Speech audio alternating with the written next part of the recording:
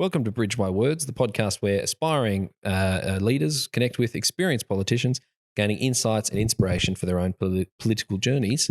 Today, I'm fortunate enough to sit down with Ryan Batchelor, a member for the Upper House representative of the South Metropolitan Region. Region? We'll call them regions. They're called regions, yeah. Yeah, thought double checking that. Sorry. So 100%. I've really butchered the intro there. But how do you best introduce yourself? Pretty much that. Ryan Batchelor, Labor member for the Southern Metropolitan Region. Yeah, I always forget the party. There you go. Yeah, I think it helps because in the Upper House, multi-member regions, so 8 regions across the state, 5 members per region. Yep. And sometimes it's good to be able to tell people where you're from because there's 5 of us who are the member for the Southern Metropolitan Region. Yeah, there's a hand. Yeah. Because I can't remember where your electorate office is. Bentley. That's right. Yeah. Southeast sort of area. Yeah, that's right. Yep. Nice area there. Centre Road, Bentley's fantastic strip of shops. Yeah.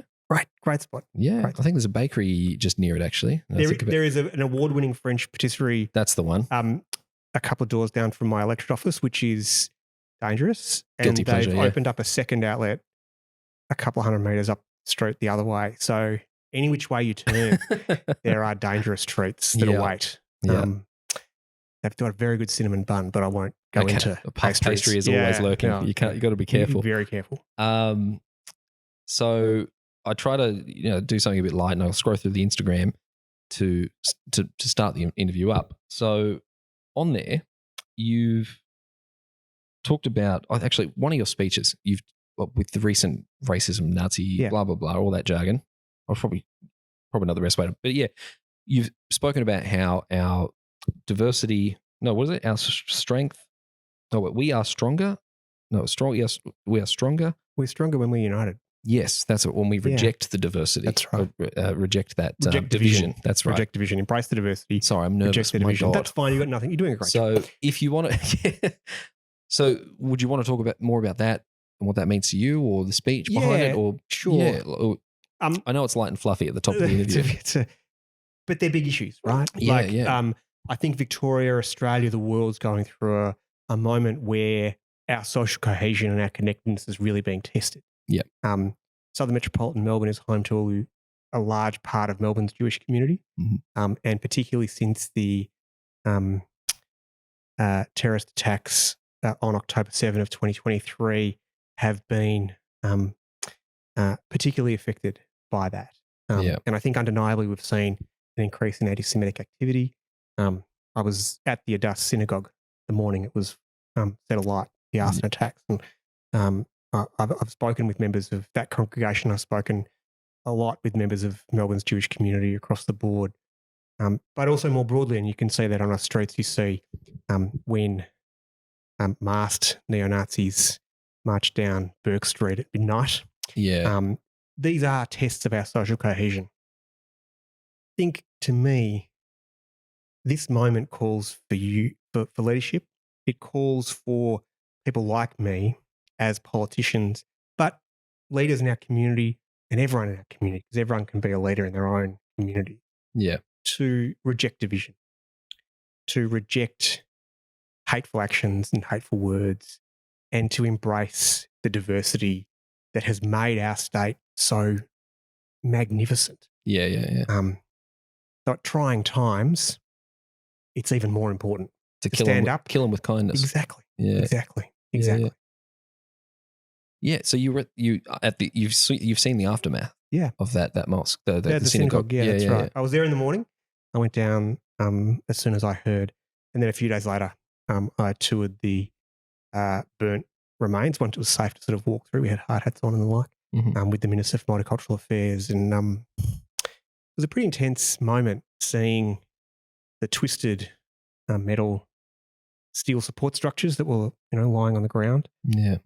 The prayer books that were charred and burned, the prayer tables that were burned, and there was this acrid stench. Yeah. And I described it in the Parliament in one of my speeches, an acrid stench of hate that'll stay with me forever. And I think it really will.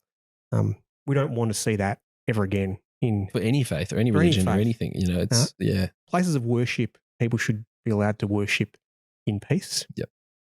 And with respect.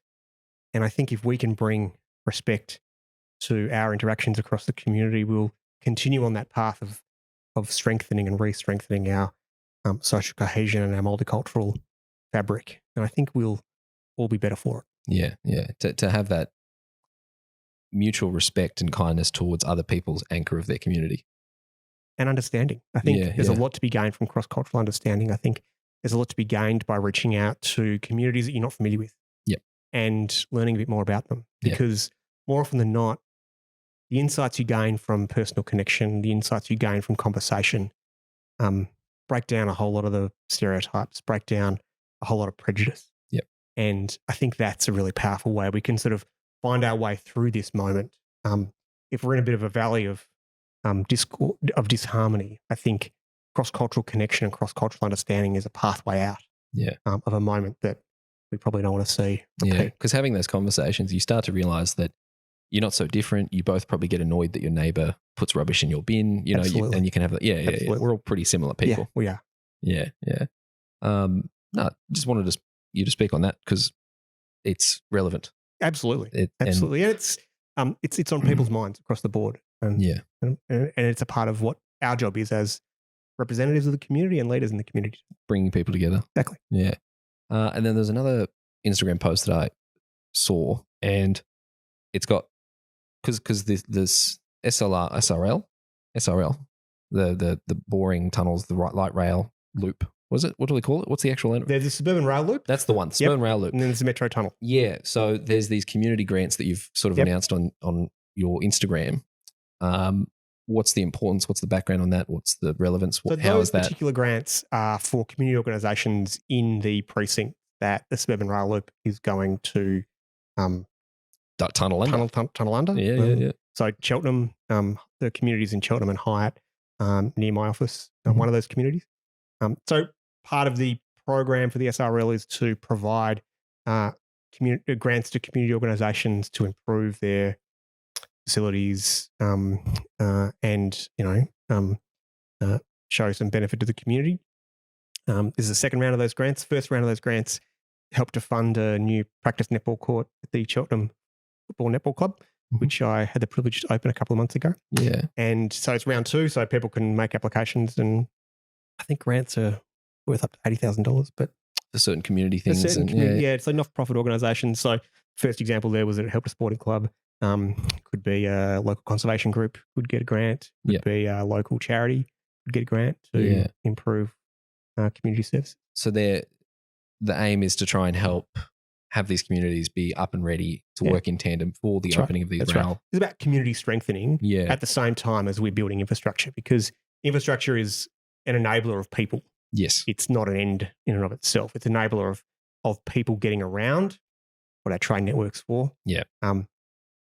The community infrastructure grants are about strengthening other parts of the infrastructure in our community, so that, for example, there's somewhere where people can go if they need food assistance, for example, or there's sporting facilities, or there's nature conservation. So it's about, as we're building transport infrastructure, we're building other sorts of community infrastructure as well, because they're communities we want people to live in. We want more people to live in these communities. To help sort of decentralise Melbourne a bit. Yeah, a little bit. Yeah. And to help give more people the opportunity to live in some really great parts of Melbourne. Yeah, yeah.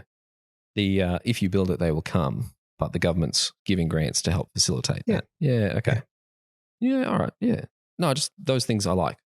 I think a lot of people from Melbourne love trains. I love trains. You can't go wrong. No, yeah. It's great. So before entering this world of politics, what was a normal day like for you? Well, immediately before entering Parliament, before I was elected, I worked as a researcher at a think tank. Yeah. Okay. So I'd spend my days sort of writing, doing policy analysis, trying to sniff around to see what new and interesting topics we could talk about and think of. Yeah. So we did a lot of work at that time on job security, on people. I particularly did a lot of work during the pandemic on how the pandemic affected people's employment security and measures, and how people were being disproportionately affected, particularly very early on in the pandemic. A lot of women were more disproportionately affected by the downturn. And so what that enabled us to do was to make policy recommendations about what government should do to try and help fix this in real time. So that was the sort of work I was doing immediately prior. Before that, I was working in the public service. Yep. So I worked in the Department of Premier and Cabinet here in Victoria, largely on the family violence response. So I helped coordinate some of the teams who worked on the response to the Royal Commission into family violence. And particularly, I led the work on changing the laws about how information was shared between government agencies about the risk that a particular victim survivor of family violence felt. And that was particularly recommended by, just prior to the Royal Commission reporting by the coroner in their report into the death of Luke Batty, which sort of kicked off a lot of the work here in Victoria and family violence, and spent a lot of time working with Rosie Batty and other victim survivors. And we developed some laws to improve the way information gets shared between government agencies, and those laws passed the Parliament, which was pretty exciting. Yeah, okay. And also making it easier and transparent for people to understand there are resources for them. Yeah, that's right. Knowing where to go. So big part of the family violence response with the Orange Door was to create a system for family violence support where one never really existed before. Yeah. It was a lot harder to find out where you went for support if you were at risk of family violence or a victim survivor of family violence. So that was part of the service response, was sort of creating places where people could go and intakes into the service system. And so we did that. And then we also, behind the scenes, sometimes you have to do a lot of work behind the scenes to make sure that the systems are right so that the service works efficiently and effectively and keeps people safe. And that was a big part of the work that I did, was trying to make sure that the assessment tools that were being used and the risk analysis that was done on, how much at risk is this individual from the information that we hold, and trying to break down the silos between government agencies, each of whom might have one little piece of information about the risk that a particular victim survivor of family violence faced, and getting them to share information. Prevent loopholes. Correct. Yeah, exactly okay. Right. Like, as an example, one couple could be in one neighbourhood doing something, and then you could it could be reported here, but then it's not. Could be someone moves across town, and their piece of information is held by a service provider in the eastern suburbs, and they move to the western suburbs. Could be information that's held. We did a lot of work trying to get the court systems and the police systems and the family violence responder systems to talk to each other, so that maybe there's a child protection notification and a police report in different parts of the state, making sure they're linked up so that they can be fed into the risk assessment. Yeah, okay. All this stuff feeds in to make their jobs easier. To assist and help people. That's right. So that the person who's making an assessment about how much support an individual needs is fully informed. And the overriding principle in that work was that we wanted to prioritise the safety of victim survivors over the privacy of perpetrators. Yeah, and that was really the balance shift that we had to make. Because it feels like that should be more important. I thought so too. Yeah. So what was the pull towards that work? Or it was always a point of interest? I joined the public service in 2015. Prior to that, I had spent a long time working in Canberra as a political advisor. So I worked for the last federal Labor government as a policy advisor, including I worked for Julia Gillard when she was Prime Minister as the Director of Policy in her office. Yeah. So I've spent a lot of my life working in public policy and trying to figure out how to improve public policy and make better policy outcomes for various parts of various systems. So I spent a lot of time when I worked in I was Chief of Staff to the Commonwealth Minister for Families for a long time. Yeah. We did a lot of work in social security, we did a lot of work in family assistance, did a lot of work, preparatory work for the National Disability Insurance Scheme.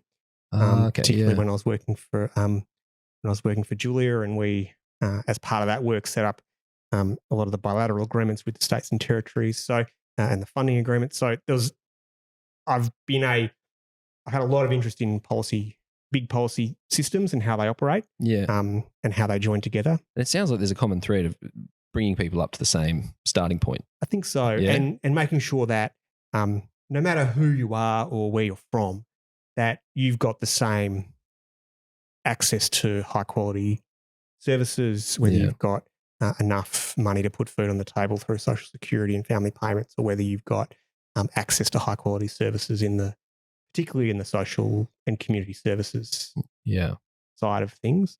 So I've spent a lot of time working on that couple of years overseas in between. But that's been a real passion of mine in policy terms for the last 15 years. Yeah, helping people. Yeah. Fitting, you're in this house. Who would have thought? Yeah. Favorite place overseas? I spent a year living in East Timor, in Timor-Leste. Yeah, okay. And that was amazing. Yeah. I had a totally unexpected place to spend a year, particularly having just come out of working for the Prime Minister of Australia. Oh, that was after. It was immediately after the 2013 election. We left and went to East Timor. And you couldn't imagine two more different places, Canberra and downtown Dili, but bit different. Yeah, that was a great experience to really open my eyes up to, particularly how other parts of the world, and not even that far from us. Our closest 400 miles from Darwin. Yeah. And it's a hop, skip, and a jump to get to Dili from Melbourne via Darwin. And it's really close, but it's a world away in terms of its development. And there's a whole lot of challenges that what was a very new nation too at that time. Yeah. Independence. So the referendum was in 99. The restoration of independence, as the Timorese call it, happened in 2002. We were there in 2013, 2014. So very fresh, yeah. So pretty fresh. A lot of work the Timorese government had to do to kind of build up their government and their systems. I spent a couple of days a week working for a Australian-based charity who was working on some community development projects and economic development projects in the town of Ballabo. I spent a lot of time sort of out in the community talking to local chiefs and local community leaders. What is it that they wanted? Yeah. How do we, as we brought development money into the city, into the town, how do we make sure that locals got opportunities to take advantage of economic activity and do economic development as well? Yeah, okay. Sounds like very rewarding work. It was amazing. It was a great time. Yeah. Brilliant. On the front there, with the work you did leading into it, think tank can sound a bit scary, I guess, for some people. Or not, I don't know. Depends on what spheres you're in. So what was that work like? Or, doing the research for that, in the job? Yeah, having come out, I left the public service at a pretty senior level and decided that I wanted to think and talk for myself rather than for someone else. And a lot of great friends still working in the public service, and it's a great career. I just got to the point where I was like, I've got things I want to say. Yeah, fair. So that gives you a platform to sort of... It just gave me a platform to be able to focus on some issues that I thought were important and cared about. Yeah. But also gave me the opportunity to say things in my own voice. Yeah. And to, make contributions about how the government was going or what we needed to do to improve our community and improve our society that you can work on behind the scenes in the public service, but you can't lend your voice to it. And I wanted to be able to do that conflict of interest when you try to. Yeah. And that's a really important... We have exceptionally talented public servants doing a lot of fantastic work, and a lot of them believe what they're doing passionately. I just felt that I wanted to be able to say it as well as do it. Yeah. And that's why I got firstly into working for a think tank, which gave me a bit of a platform to do that. And ultimately that's what led me into politics. Yeah. All right.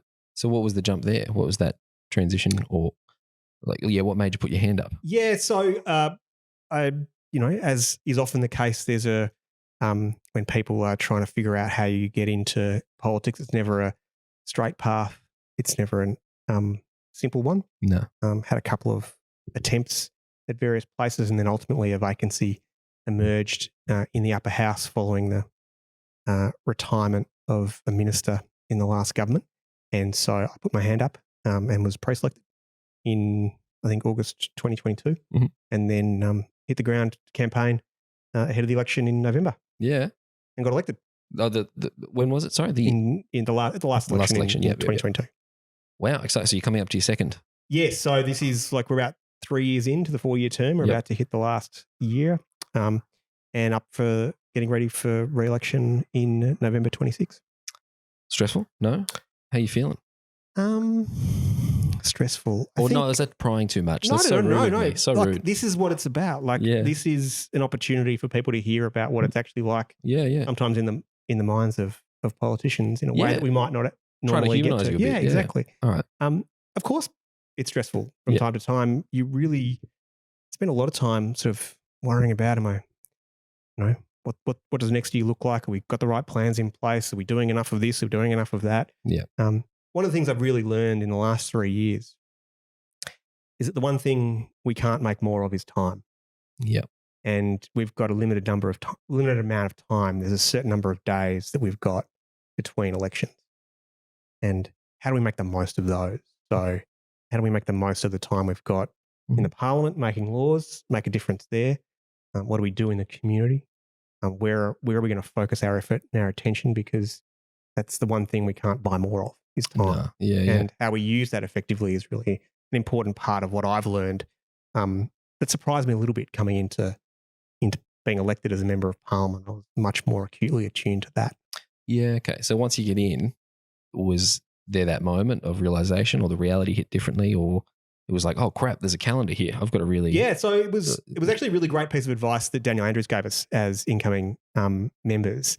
He was like, you've got 4 years and you need a plan. You need to figure out what you're going to be doing in each part of that over the 4 years cycle, because you want to know how you're going to get to the end point, which is to the next election. You don't want to suddenly realize halfway through, 3/4 of the way through, that you don't really know what you're doing or where you're going. Yeah. So that was a really important part of that initial, after the excitement, very exciting. You get elected. It takes a long time to count in the upper house. It happens like a month or two later or something. It took about, I think 3.5 weeks before they finally got round to doing all of the data entry, and then they allocate all the preferences. Press the button, and they spit out results from the... What do they call it? It's the button push party or something? Yeah, there was a gathering at the showgrounds where they had us all in a room and they pushed the button, and the results spat up on the screen as they crunched the numbers. Yeah. And that was, I reckon it was like the 14th or 15th of December. So we got sworn into the Parliament on the 20th of December, and then it was Christmas, and you're suddenly like, right. Yeah. So it was sort of, we didn't get into the office until mid to late January, and Parliament's was back at the start of February. So it's all of a sudden you're like, okay. So did you get to really enjoy that Christmas period, or no? I did. Okay. Yeah. You made sure because it was going to be one of the last quiet ones before it gets... but I wouldn't say my brain was quiet. My brain was racing the whole... I spent a lot of time sort of jotting down notes, like, when you're doing something else and all of a sudden you get an idea. Yeah, I got that blue book on the table there. It's just full of scribbles. So that's what I was doing. I was like, whilst I was trying to wrap the kids' Christmas presents and figure out, how we navigate along. I just had the idea of one of your kids opening it and there's a note. Yeah, no, I don't think I wouldn't subject them to that. I think they put up with a lot as children of politicians. I'm not sure that we need to. They cop a lot. They do. Yeah. Because you're busy helping the state. So, that's right. Well, thank you to your kids. Indeed. Yeah. So you've done the crash course, you've had a motivational speech from Dan Andrews, you fired up. I lost the question. My God. So was that scary? Even though you it wasn't scary once you've got everything? I think it wasn't scary. I didn't find it scary. Filled up, you're ready to go. There was a lot of enthusiasm. That's what I was. A lot of enthusiasm, a lot of eagerness to do things, and then you really want to figure, well, how do you do it? Yeah. How do you make a difference? You're a new government member. You're on the backbench. What's the way that I'm going to make the best contribution to my time in this Parliament? One of the things that I've been really fortunate to do, particularly being in the upper house, we spent a lot of time working in committees, in parliamentary committees. Yep. And right from the get-go, I was given quite a large committee load, a lot of committee work to do. And any that stand out, or? Well, I am a member of the Integrity and Oversight Committee. I'm on the Legislative Council's Legal and Social Issues Committee, and I chair the Environment and Planning Committee. Mm-hmm. And in my first year, I was also appointed or elected as chair of the Select Committee that was established to inquire into the recreational hunting of native birds, which is a rather controversial topic, and was a inquiry that received the most number of submissions to a parliamentary inquiry ever. Priorities. At nearly 11,000. So that was a sort of introduction to Parliament and committee work. It was a pretty high profile, high interest committee on a topic that frankly I knew nothing about. And so part of what I've really enjoyed about the committee work is having to become an expert quickly on a topic that a whole lot of other people are really passionate about, and who are also experts in. And so you've got to sort of raise your level of knowledge from here to here pretty fast, and be confident in what you're saying, and not not insult them. I think also being able to, the big skill I think with committees is being able to ask the right questions. You don't have to know all the answers, but you've got to know enough to be able to ask good questions that can get the information that you need out of witnesses and out of experts who are coming to give you evidence. Yeah. Okay. So being a part of these committees, it's a information dredging. That's right. People come and they write us submissions. They appear before us. They give us evidence. Yeah. We've got to ask them questions. And what I've learned and what I had to learn pretty quickly, and what I've hopefully developed better skills at over time, is the ability to ask questions of experts in a way that means that they can tell us their expertise in a way that's understandable for the public, and also helps us get to the nub of the question that we're trying to solve. That was a really interesting way of me throwing myself into the job, was to be able to delve into a lot of different and interesting parliamentary committee work. Yeah.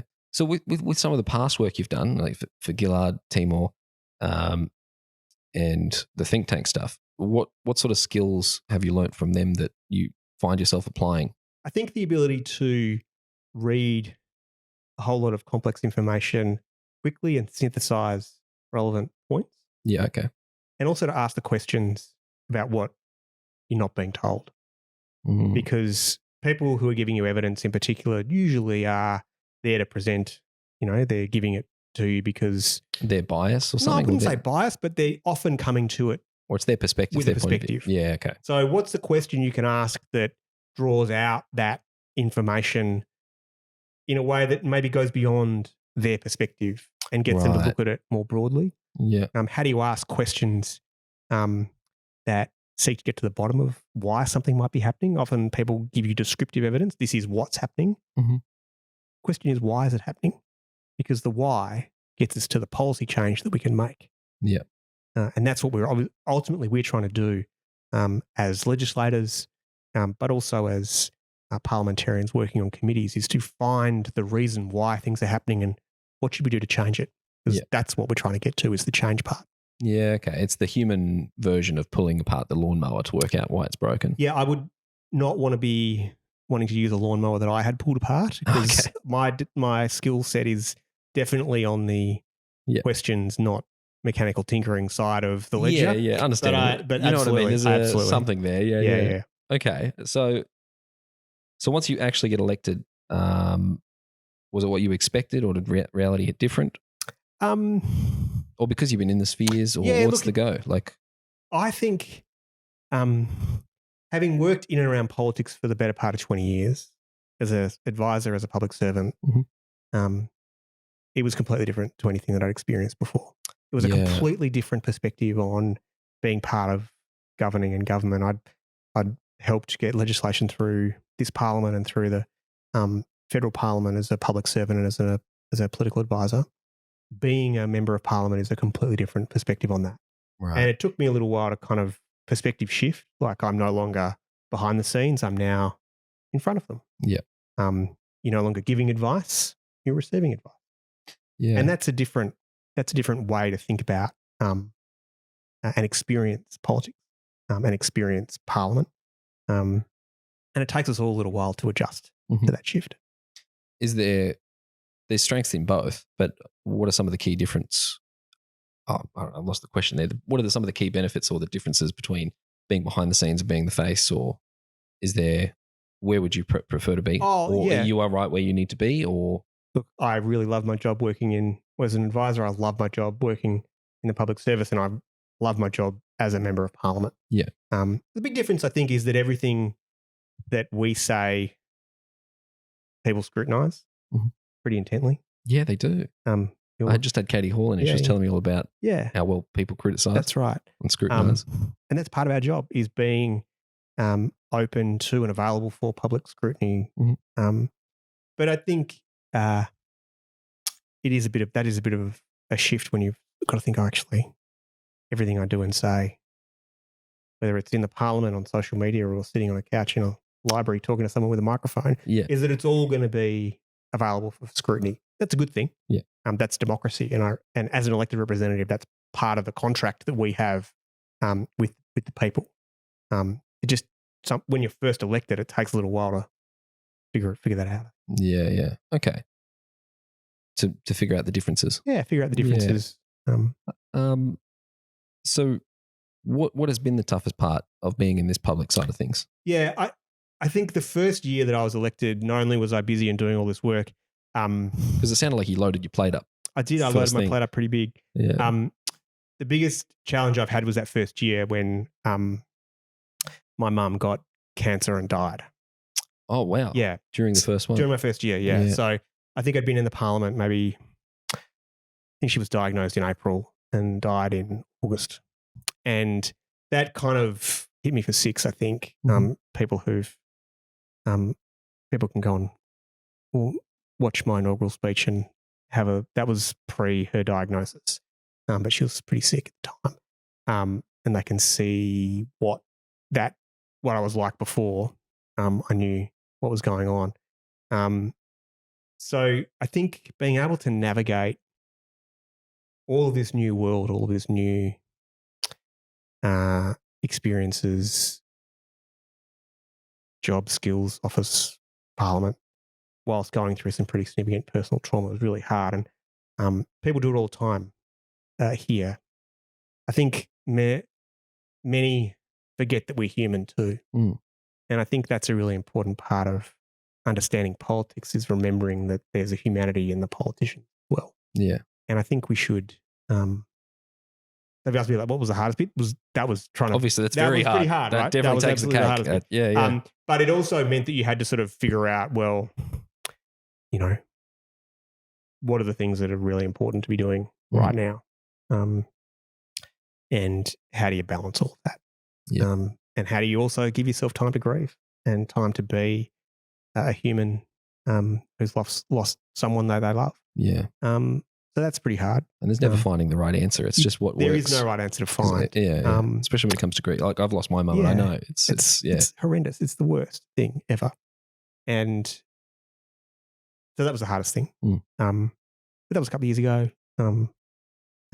And since then, it's really been trying to focus on and figure out how do you progress change? Like, if I'm elected to, you're elected to change the world. You want to try and change the world. You get into politics to change things. Yeah. How do you achieve that change as a member of Parliament?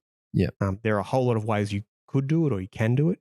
And what's going to be the most effective way for each of us to figure out what is that path for us? Yeah. What are the issues the other thing I think I realized is that there are just so many things that you can do, so many things you can participate in, so many issues you can be across. I've heard that, and if you spread yourself too thin, you'll get nothing done.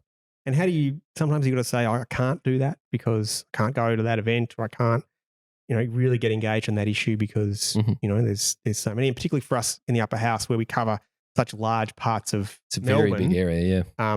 We've got 11 lower house districts form one upper house region. So there's a huge part of Melbourne that we have to try and be across. And every one of our constituents is just as entitled to ring us up or send us an email and say, what about this thing? What about that thing? Yeah. You didn't say this in your speech. Yeah, all of that. Yeah. So we obviously listen to all of that correspondence and we respond as best we can. Yeah. But you've got to figure out how you can make the most impact and what sort of impact you want and what avenues you've got to do that. Yeah, okay. There's no actual formula or anything. There is no formula. Yeah, there is absolutely no formula. And it's different for each individual too. Like, we've all got different strengths as MPs. Some of us come from with very different backgrounds. And which is kind of the point of democracy. That is the point of democracy. And it's what makes the Parliament stronger. And it's what makes our parties stronger. If you've got that diversity. If we were all the same, it'd be a dull place. Yeah. But there's diversity amongst us, both between parties and within parties as well. Yeah. And that's fantastic. Yeah. So not everyone's got to be the same. Not everyone's got to have the same strength. Not everyone's got to be able to do the same type of work. Yeah.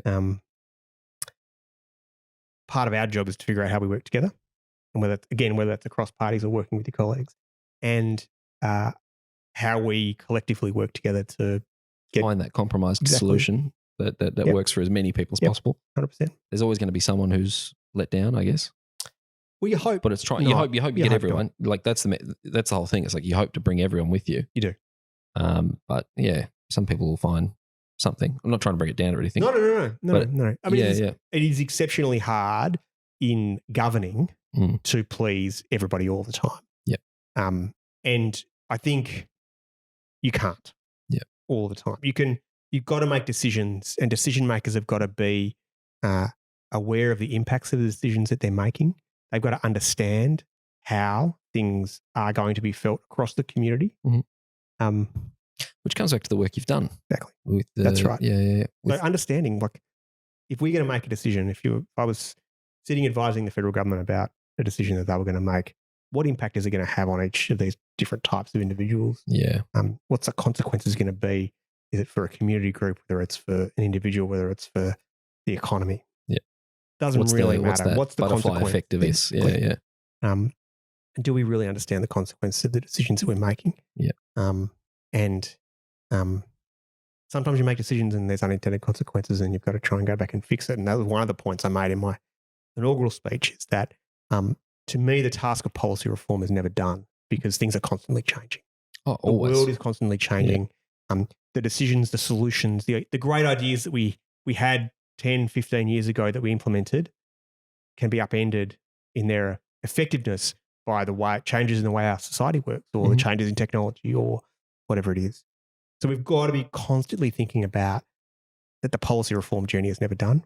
We've got to always have a critical eye, and always be critically examining what it is that we have done and are doing and could do, so that we can figure out what the best solutions are to improve people's lives. And that critical analysis is really important. And the ability to understand and recognize that there's always improvements. There's always room for improvements in what we're doing. Yeah. So coming to that conclusion, how'd you come to that? Or is that just the reality, or that's what you found, or that's certainly sort of a compounded experience? The benefit of 20 odd years working in policy and policy advisory roles is that you're constantly having to sort of think through how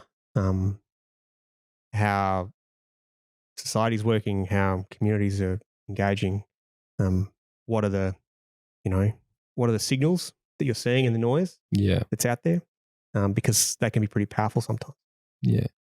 And speaking on the change front, what are, in your 3 years so far, what are some of the what's the top 2 or 3 things that you've seen change that you're very happy and proud about, or that you've helped contribute to? Yeah. Because I'm not saying it's you standing against the tide, but it's you. The extent to which any individual can claim credit for anything, I think, is pretty low. Like, I'm not about to do this. I'm not. It's all not about what I've done. Yeah. But I think the really big shift, I think, in the last couple of years that we've seen here in Victoria in a policy sense has been the focus on housing. Yeah. That I think we've really seen a step change in a recognition of that what we'd done in the past on getting people housing wasn't enough. Yeah. And there's been a really big shift in the last couple of years on trying to figure out how to get more houses built, more homes built here in Victoria. What's the best approach? Yeah.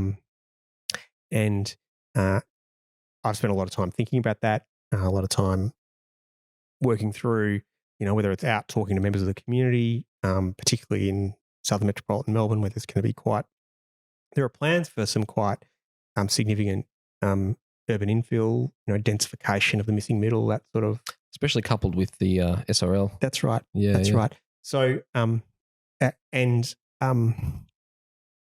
the Environment and Planning Committee. I've been on the select committee into some of the planning scheme amendments. So, again, planning is an area where there's a lot of technical information. So again, it's not a lot of considerations as well. Not my background. I'm not a planner, but the ability to have it, again, this, as I said before, the ability to be able to get across complex information in a short period of time, I think has been how to translate that. That's really important. But to your question, I think housing's been the big shift in the last 2 years. I think I saw a graph or some data in the paper or something where they're talking about Victoria is definitely like a lot further ahead than the projected house building metrics or something. There's something there where it's the thing is we're like 2% short, meanwhile other states are. Yeah, Victoria is leaps and bounds ahead of where the other states are. Like we are building more houses every year than New South Wales, and New South Wales is a bigger state than we are. Yeah, we are approving more homes than any other state, including New South Wales, and New South Wales is a bigger state than we are. So we're ahead of everyone else. Probably not yet at where we need to be. That's fine to meet population growth, but we will get there. Yeah. And if you want to think about what are the opportunities that the next generation are going to have, housing is such an important enabler of that. It's hard to have a secure job if you don't have a secure home. It's hard to get a great education if you have to move schools all the time. And giving people the security and the economic security of stable housing is a foundational element of giving them the chance to lead successful, accomplished, happy lives. Because that ripples into communities actually being built, long-term communities as well. Because there is that, when the Greek and Italian migrants coming over and, these suburbs sort of become Little Italy, Little Greece and all that. And now people are sort of feeling like they're priced out, or it's turning into Airbnbs or whatever. And it kind of makes it hard for people to stay. Like you said, changing schools so often. How can the youth of today stay in these areas and make them their own for a long term for their kids and their grandkids?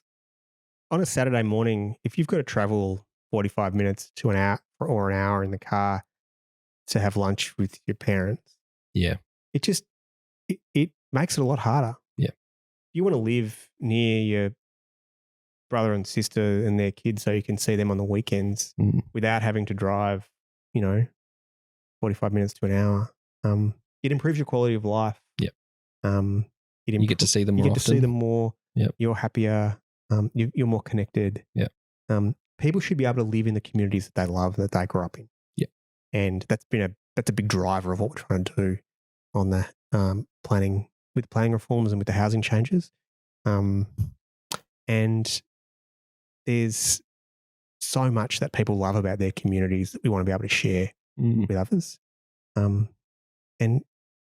I don't think there's a lot of things that we could and should be doing, but I reckon that's a pretty big and significant one right now. Yeah, big deal. And then how do you think you've changed since before and after entering? Yeah, great question. I think you have to be a lot more confident about what it is that you're doing. You've got to be more confident in your ideas and what you think, because people ask you questions about what it is that you care about. Yeah. Right. So you've got to be more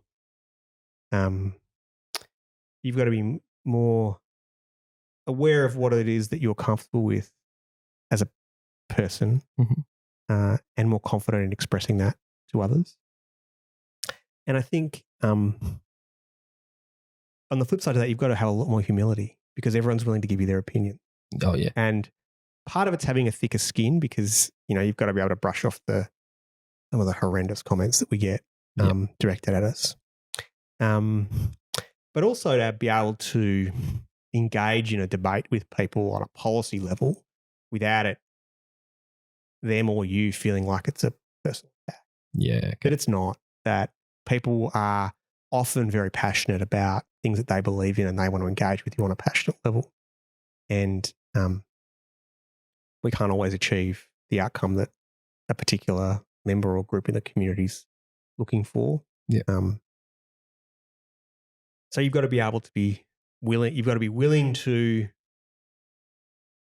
accept that not everyone's going to agree, and that I think is, obvious. A lot of people have I think a lot of people ultimately want to try and everyone get along, and we should strive for that. Generally, overall, But I think I've certainly you certainly come to a point where you realise that not everyone has to agree with you all the time.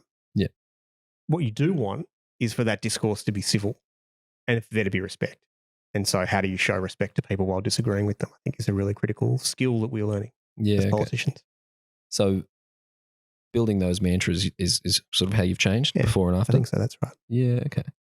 And also being less worried about looking like a bit of an idiot when you're on social media or something, right? Like you can't not do it. Exactly. But you've got to sort of just let yourself go into that persona a little bit, because you do have there is a public persona of a politician, and you've got to that's just the modern way of how people have to reach you as well. Right. That's right. Yeah, having that camera confidence. That's right. Exactly. Yeah. Final question. Yeah. So if you could go back to the moment when you first considered entering, what piece of advice would you give yourself and why? Great question. I think the best piece of advice I would give is to stay inquisitive. I didn't appreciate how important that was to the job when I got elected, or when I thought about being elected.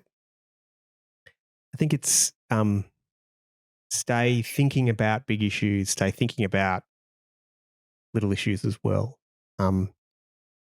Keep being engaged with the world around you, and keep thinking about how that being inquisitive, I reckon, is a really important part of being a good politician. Yeah, okay. Wanting to keep asking those questions. Yeah, ask the questions. To the bottom of it. Getting to the bottom of things. Yeah. Curiosity is king. Hugely so. So I reckon that's my advice, would be stay curious, stay inquisitive. Yep. Keep reading, keep asking, keep probing, because that's how you get better outcomes. Yeah. Not closing your mind off. Exactly. Yeah.